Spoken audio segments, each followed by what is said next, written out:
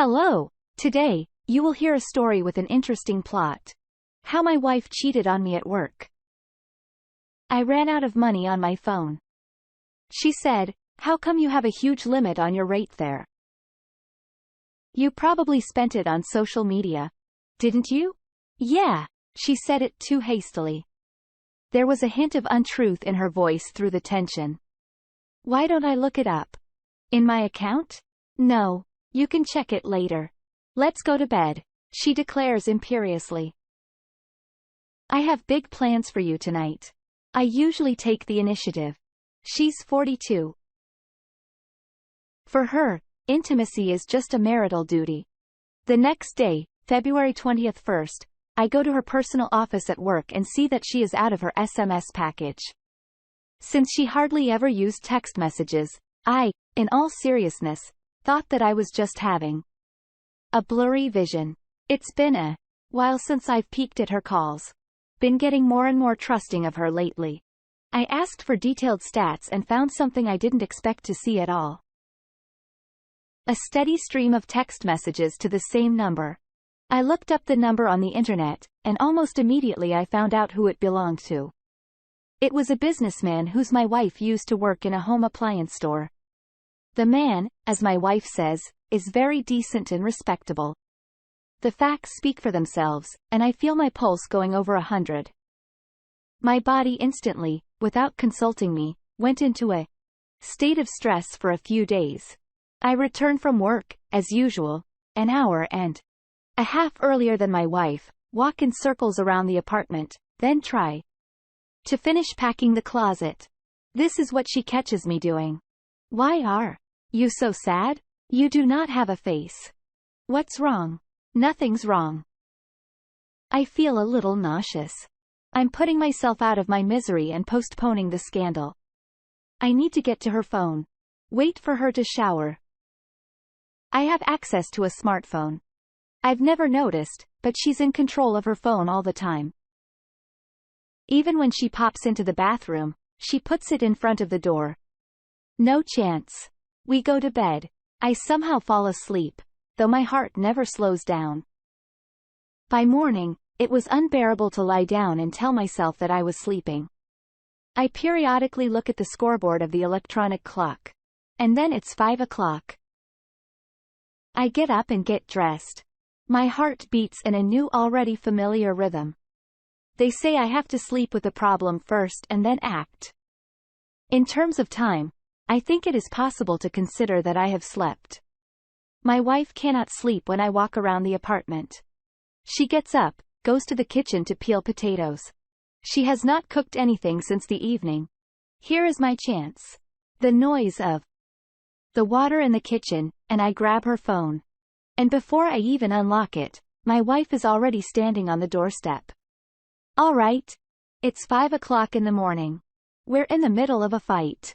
Bear with me, neighbors." Pointing my finger at the monitor, I point to the endless correspondence and ask, "What is this?" "This is nothing." "It's not." "How is it not there?" "Right." "No." And I quickly realize that I've got a personal Cooperfield. I hold on to the phone and explain to my wife, shouting politely and spitting slightly, that I will read the texts anyway no matter what it costs me. "They are all erased," the wife declares. "And since when do you delete text messages? Wife needs to be trusted," she says. Lowering the pressure, she allows me to unlock the phone, but she tries to catch the moment and snatches the phone out of my hand. But I'm on my guard. "See, there's no texting. I erased everything. We're just talking about work." "How could you think that? Give me the phone." "But it's just getting started." I opened the Chinese site on my computer, which is synced from Xiaomi. I choose the barcode scanner, and in an unequal struggle for the right to hold the phone, I get authorized to the site. I choose the folder messaging and a loss. The deleted text messages are synchronously erased in the vault. By 7 a.m., we sit down for breakfast as we have done for years. We talk quietly, like intelligent people. Since I heard nothing intelligible from my wife, A firm decision came instantly from somewhere in the deepest layers of my subconscious, the one even deeper than all feelings and emotions. The brain processor had no time to process and calculate the rationality of this decision. But without the sanction of reason, I am already beginning to act. I'm filing for divorce. No options. Monday, February 20th, 5th, 25 years of our life together. A silver wedding anniversary. That's the day I'm filing for divorce. Symbolically put an end to the relationship. Even I myself cannot understand whether I bluff or not, but there is hope in my heart that everything will be all right. As I sit at the table and watch her face surreptitiously, I realize more and more that she is not in any pain at all. She is still settling into her comfort zone. Suddenly her eyes moisten. Finally, somehow, I know that she must be in as much pain as I am. Otherwise, what's the point? Why are you crying? She remembered something about the children. Once again, I am surprised to find that she doesn't care about me. I'm not taking the bus to work today. I head towards the garage to get my car. Now I'm going to do a lot of driving around town. On my lunch break, with a prepared printout of the negotiation fragment, I head to the store where the spouse of the asshole who dared to unscrupulously meddle in our family works. Let this woman who has already given up a little over the years work from here on out. I will not call the asshole. It makes no sense. Experience tells me to find other solutions. The end of the day, I rush home, pack a big bag of things and leave for the cottage. I fight a heroic battle against snow with a shovel in my hands.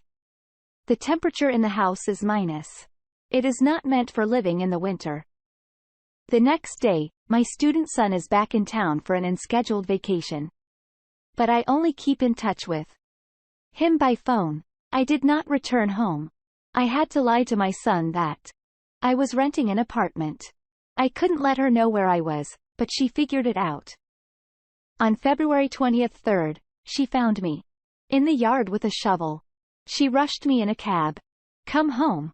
I need you. I was not going back to my comfort zone and was clearly trying to explain to her how we were going to divide the property. My wife announced that she was staying here with me. I made it clear that she would not survive in such conditions. She didn't believe me. She went into the cabin and then quickly scurried away. My phone now held a printout of my wife's phone calls from the beginning of the year. By morning, I had learned them by heart. A call on the 1st of January, apparently to congratulate me. A call on January the 14th, we chatted for about 5 minutes. The 31st of January calling back, texting each other. In February, I got some kind of crap. And then on the 18th, calls and texts from the beginning to the end of the day. I couldn't imagine how I could be distracted by such an intense barrage of correspondence. My wife's voice was spinning in my head. You have to trust your wife. We were just communicating about work. You have to trust your wife. In the evening, I dropped by my apartment for an hour. While my wife was at work, I cleaned myself up and talked to my son. My son reminded me what century I was living in. That he finds nothing wrong with this phone statement, that I have some strange ideas about marriage. I'm sure that after talking to me, he told his older brother that his father had lost his mind. On Tuesday, I felt even worse in terms of my physical health. The main problem was with sleep. In the morning after the planning session, I realized that if I stayed at work until the evening, I would have a stroke. I agreed with the director that I would leave in the afternoon and began to finish the urgent tasks. Besides, I made an appointment with a psychologist. Suddenly, at 9 a.m., my wife showed up. She brought me a container of hot lunch and looked at me with a loving sad look as if I were a seriously ill person. So it was. I put her in the car and grilled her. What had happened and on what date and what had been talked about.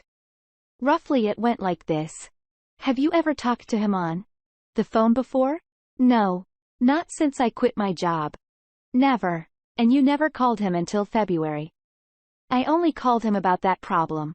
I don't remember exactly when. Look, you have to learn to trust your wife. A family should be built on trust. Did you ever wish him a Happy New Year? No. I didn't. What do you mean? No. The call from the 1st of January at lunch, I said hello to everyone. So I forgot. What was the call on January 14th? Well, you remember the problem I had at work. I asked him for advice at the time. My landlady didn't have a problem like that. Trust your wife. Wait. You didn't call him at all after the 18th? No. So he doesn't know what kind of fuss he's making about us. You didn't tell him? I did. Where's the call? I called from the landlady's phone so you wouldn't get upset. Come home, please. I need you. Okay, I have an opportunity to recover a text message. Will you give me the phone? Of course, I will. Here you go. Take whatever you want. You're gonna get a text with a code today. Will you give me the numbers? Yeah. Do whatever you want. There's nothing in those texts. We were talked about work. I asked about his kids. I told him how we were doing. He asked about you too. I don't have anybody. You've got yourself all wound up. Come home. I need you. I want to grow old with you. You see, there is spiritual treason. You have so little contact with me. You spend all your time on social media. I miss talking to you. You know I only have girls on Facebook. And I sell flowers there. I'm sorry. Let's start over. Okay, I have work to do. She also warned me that this businessman's wife called her from this number. She said some nasty things about her. I had the pleasure of hearing from my wife about the missed call from the number on February 23rd at 2 a.m. After the conversation, I felt like some kind of sick idiot. Maybe it really was okay. It warmed my soul so much. But some psycho deep down inside was forcing me to act against logic without regard anyone, not even me. After lunch, my son wasn't home. When I entered the apartment, I immediately threw a pillow on the couch. All that was left was to fall down and forget myself to sleep. Making an effort, I turned on the computer. I opened the Chinese website and by some miracle, I opened the messaging folder without any SMS request. Again, I looked and saw that all the messages had been deleted. Everything is meaningless. I wanted to see them and see for myself that I was a sick nutcase and go back to the normal world. Trust people. To take life easier, I tried to close the page, but when I had no luck navigating around the site, I saw the trash button on the menu. I pressed it. All the deleted text messages appeared in front of me. What I saw was a complete surprise. There were all the details of an intimate conversation with pictures and piquant details of my wife and her lover. Well, my suspicions were justified. I looked at my watch. I had plenty of time. It's time to act. The wedding anniversary was only 2 days away. I booked dinner at a restaurant and sent out invitations to all our friends and acquaintances. I also sent invitations to my wife's parents and my own parents. My wife was happy and relieved, and then came the day of our anniversary. The guests gathered and congratulations began. While they were saying their congratulations, the waiter handed each guest an envelope with intimate correspondence and pictures of my wife with her lover. All with surprise and not understanding what is happening looked at me. I said, "You may now open the envelopes I have prepared." I watched with satisfaction as the expressions on the faces of our guests changed. I saw our sons looking at their mother with contempt. But while my wife was greedily gulping for air and pretending to be very sick, the chief guest of the occasion entered the restaurant. All the guests looked intently at the man who entered and recognized him from the pictures. The man was surprised by this attention, and my wife jumped in surprise.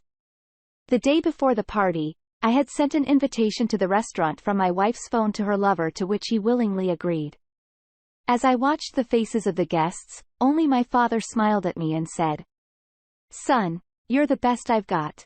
If you think my wife's lover went unpunished, you are mistaken."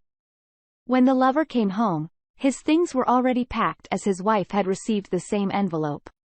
As a result, my wife and I separated. My children have no relationship with her. And I have gone on living my life to the fullest. Dear listeners, please like and subscribe to our channel. It stimulates me to release new videos for you.